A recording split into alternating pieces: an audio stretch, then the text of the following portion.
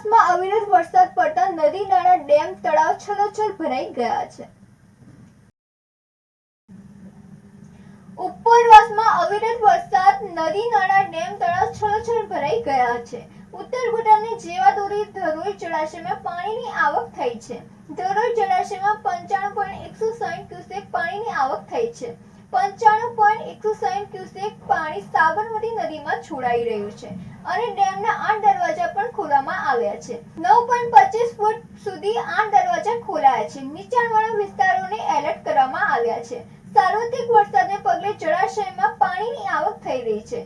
અવિરત વરસાદને પગલે ડેમમાંથી વધુ પાણી છોડાઈ શકે છે. ડેમમાં પાણીની આવક સામે સાબરમતી નદીમાં પાણી છોડાઈ રહ્યું છે, જેમાં ડેમની કુલ જળ સપાટી 622 ફૂટ અને ડેમની જળ સપાટી 619.33 ફૂટ પહોંચી છે. રાજેશ ચાવડા સાથે નંદિની જોશી, સિટી ન્યૂઝ વડાલી.